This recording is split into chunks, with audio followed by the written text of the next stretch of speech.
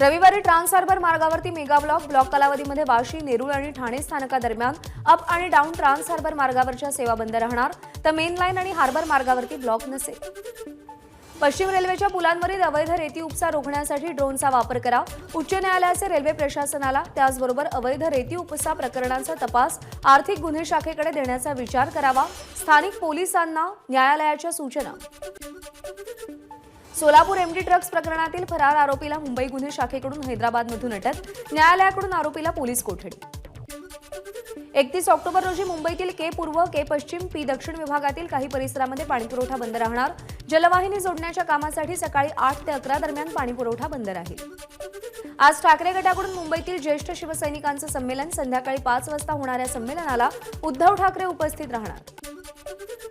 ठाकरे गटाच्या युवा सेनेच्या कार्यकारिणीचा विस्तार होणार, काही युवा सैनिकांची नाराजी दूर करण्याचा आदित्य ठाकरेंचा प्रयत्न। कल्याण रेल्वे स्थानकाजवळ पाईपलाईन फुटली, 24 तासानंतरही दुरुस्तीचं काम पूर्ण नाही, डोंबिवलीकरांवर पाणी कपातीचं संकट। ज्येष्ठ कीर्तनकार बाबा महाराज सातारकर यांच्या पार्थिवावर शासकीय इतमामात अंत्यसंस्कार। देवेंद्र फडणवीसांचा जुना व्हिडिओ महाराष्ट्र भाजपनं ट्विट केल्यानं खळबळ, मी पुन्हा येईन या संदेशानंतर राजकीय वर्तुळात चर्चा, तासाभरानंतर ट्विट डिलीट।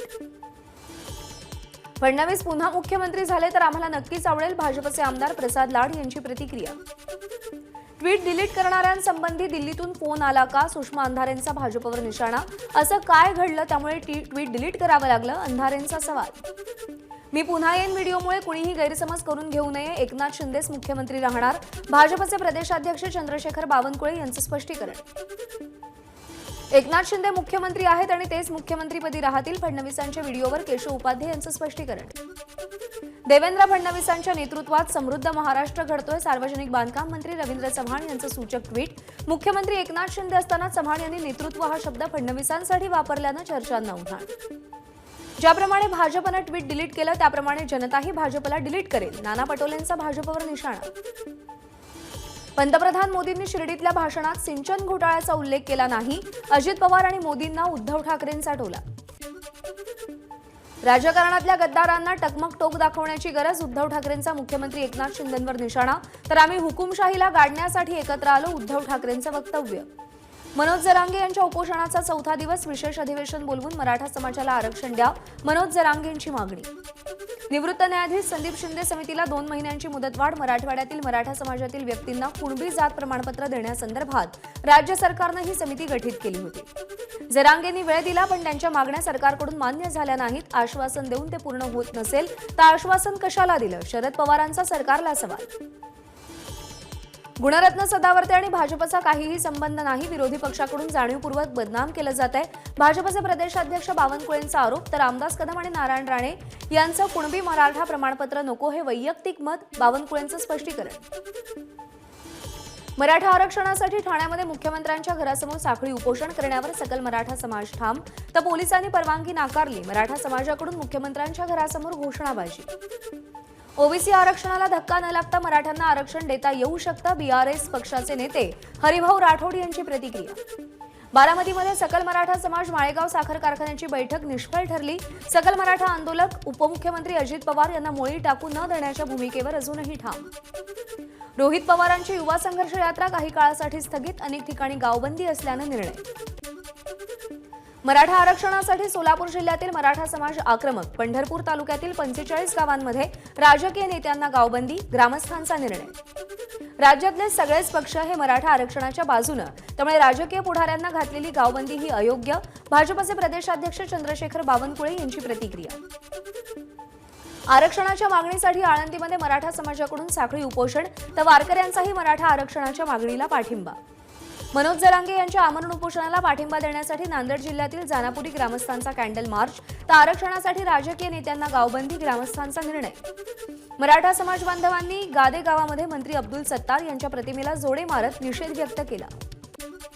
सोलापूरमध्ये ओबीसी आरक्षण बोगस असल्याची बॅनरबाजी, मराठा समाजाचं हक्काचं आरक्षण ओबीसी लाटत असल्याचा उल्लेख। धाराशिवच्या भूम तालुक्यातील राळे सांगवीमध्ये मराठा आरक्षणासाठी शोले स्टाईल आंदोलन, पाण्याच्या टाकीवर चढून 6 तरुणांनी गुणरत्न सदावर्तेंना अटक करण्यात यावी या मागणीसाठी आंदोलन केलं। धाराशिव जिल्ह्यातील रुई भर गावामध्ये ग्रामस्थांचं साखळी उपोषण. मराठा आरक्षणासाठी मनोज जरांगे पाटील यांनी उभारलेल्या लढ्याला पाठिंबा. धाराशिवच्या भूममध्ये मराठा आरक्षणाच्या मागणीसाठी आमरण उपोषण. जिल्ह्यातील ईट इथं कृष्णा चव्हाण यांचं बाभळीच्या काट्यावर झोपून आंदोलन. मराठा क्रांती ठोक मोर्चाच्या वतीनं नगर छत्रपती संभाजीनगर महामार्गावरती रास्ता रोको आंदोलन. मराठा समाजाला आरक्षण मिळवण्यासाठी मराठा क्रांती ठोक मोर्चाची आक्रमक भूमिका. छत्रपती संभाजीनगरमधील कन्नडमध्ये मराठा आरक्षणाच्या मागणीसाठी अनोखं आंदोलन. शासनाच्या अंत्यविधीचा कार्यक्रम ठेवत हे आंदोलन केलं गेलं. जालन्यातील रोहिलगड सर्कलमध्ये मुख्यमंत्री आणि उपमुख्यमंत्र्यांसह गुणरत्न सदावर्तेंची प्रतिकात्मक प्रेतयात्रा काढली. जोरदार घोषणाबाजी करत सरकारच्या आरक्षणविषयक भूमिकेचा निषेध नोंदवला. मनोज जरांगे यांच्या उपोषणाला पाठिंबा देत नांदेडच्या जिल्हाधिकारी कार्यालयासमोर साखळी उपोषण. यावेळी ट्रॅक्टर रॅली काढण्यात आली. यामध्ये महिलांसह शाळकरी विद्यार्थ्यांनीही सहभाग घेतला. मराठा आरक्षणाची मागणी करत नाशिकच्या येवल्यामध्ये शासनाचा प्रतिकात्मक दशक्रिया विधी घालण्यात आला. मनोज जरांगेंच्या उपोषणाला पाठिंबा देत हे आंदोलन केलं गेलं. मराठा आरक्षणासाठी परभणीमध्ये तरुणाचा आत्मदहनाचा प्रयत्न. जिल्हाधिकारी कार्यालयामध्ये अंगावरती पेट्रोल ओतून घेतलं.